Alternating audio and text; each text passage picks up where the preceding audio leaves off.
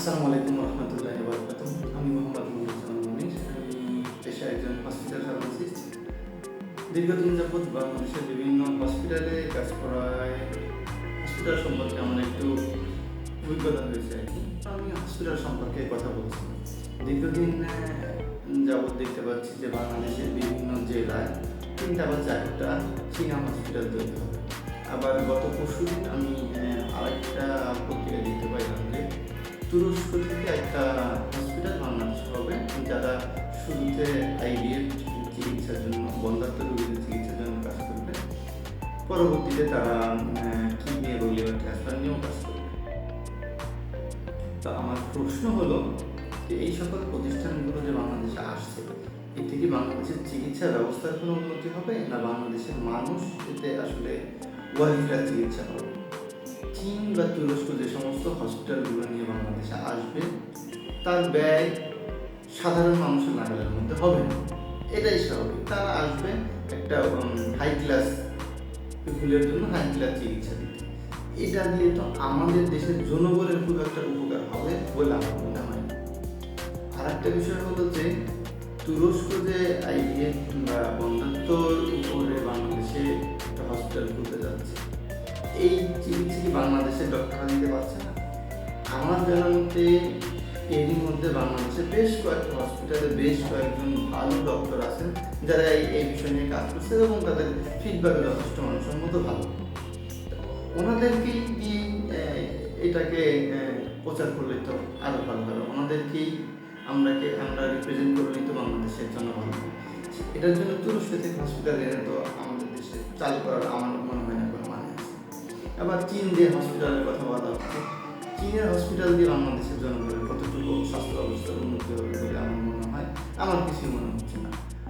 চীন আসবে তাদের নিজস্ব ডক্টর, নিজস্ব সব কিছু নিয়ে, সেখান থেকে যদি আপনি বাংলাদেশের ডক্টর বা বাংলাদেশের প্র্যাকটিশনার বা বাংলাদেশের ফার্মাসিস্ট, বাংলাদেশের নার্স তৈরি করেন, তাহলে আমার মনে হয় না যে তারা চীনের ব্যবস্থার সঙ্গে খাপ খাইতে পারে।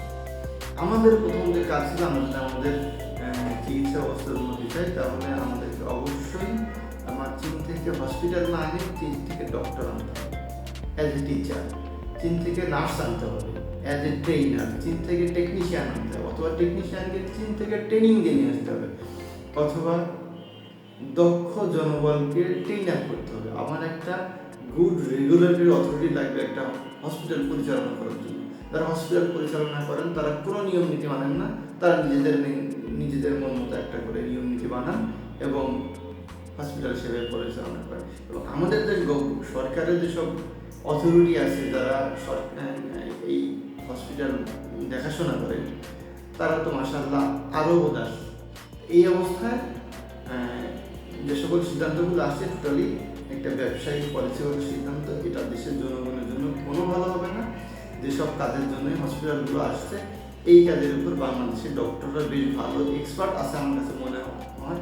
বেশ কয়েকজন ডক্টর আইভিএফ নিয়ে বেশ ভালো কাজ করছে, বেশ কয়েকজন সুনামধন্য অর্থোপেডিক ডাক্তার আছে, লিভার ট্রান্সফারের কাজ করছে, আপনার কিডনি ট্রান্সফার মতো কাজ করছে। বিষয় হলো যে এই জিনিসগুলোকে আরও ব্যাপক করতে হবে। কিডনি ট্রান্সফার, লিভার ট্রান্সফার, আপনার ব্রেইনের অপারেশনগুলো, ক্যান্সার আমাদের একটা বড় ধরনের দুর্বলতা হচ্ছে। ভালো ক্যান্সার স্পেশালিস্ট আমাদের দেশে এখনভাবে তৈরি হয়, যদি অনেকগুলো হাসপাতাল থাকা সত্ত্বেও ক্যান্সার ট্রিটমেন্ট আমাদের দেশে ভালো হচ্ছে না। এই জিনিসগুলোর উপর আপনি আধুনিক যন্ত্রপাতি এবং আধুনিক ট্রেনিং তাদেরকে দিয়ে ব্যবস্থা করতে পারেন।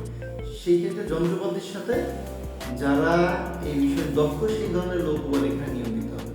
তা না করে আমরা অন্য দেশ থেকে হাসপাতাল বসাইতেছি যাতে আমাদের দেশের লোকজন সেই হসপিটালে যায় চিকিৎসা পায়।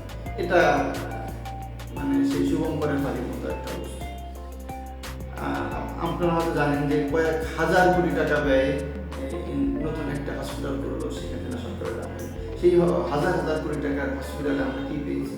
কিছুই পাইনি। যেখানে এখন সমস্যা হচ্ছে কোনো একদম সেই ন্যূনতম শরণার্থী হসপিটালে যে ধরনের চিকিৎসা করবে সেখানে সে ধরনের চিকিৎসা পাওয়া যাবে, অথচ পৃথিবীর অত্যাধুনিক যন্ত্রপাতি ওই হসপিটালে পড়ে নষ্ট হচ্ছে।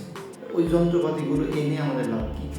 ওই যন্ত্রপাতিগুলো চালানোর জন্য আপনি বিদেশ থেকে ডক্টর নিয়ে আসেন, ওই যন্ত্রপাতিগুলো চালানোর জন্য আপনি বিদেশ থেকে টেকনিশিয়ান নিয়ে আসেন, ওই যন্ত্রপাতিগুলো চালানোর জন্য আপনি বিদেশ থেকে আরও আপনার আনুষঙ্গিক যা লাগে সেই ধরনের ট্রেনার নিয়ে আসেন।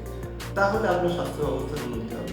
তা না করে আপনারা মানুষকে বোঝাচ্ছেন যে সিনিয়র হাসপাতাল আসলে বাংলাদেশের চিকিৎসা ব্যবস্থার উন্নতি হয়ে যাবে, তুরস্কের হসপিটাল আসলে বাংলাদেশের চিকিৎসা ব্যবস্থার উন্নতি হয়ে যাবে।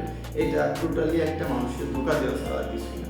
এতে দিয়ে বাংলাদেশের চিকিৎসা ব্যবস্থার কোনো উন্নতি হবে না, বরঞ্চ একটা নির্দিষ্ট শ্রেণী টাকা পয়সার গরম দিয়ে তারা চিকিৎসা হবে, আরও চিকিৎসা খাতে একটা বড় ধরনের বৈষম্য তৈরি হবে।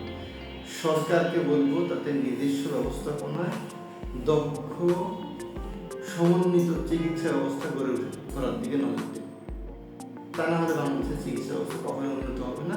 আপনি চীন থেকে আনেন, আমেরিকা থেকে আনেন, আর তুরস্ক থেকে আনেন বা কাতার থেকে নিয়ে আসেন, এতে কোনো ফল বাংলাদেশের সাধারণ মানুষ পাবে না। তাই সরকারকে বিশেষভাবে অনুরোধ করবো, আপনি দক্ষ ট্রেনার নিয়ে আসেন, দক্ষ ভালো রেগুলেটরি বডি তৈরি করেন যারা হসপিটাল পরিচালনায় দক্ষ।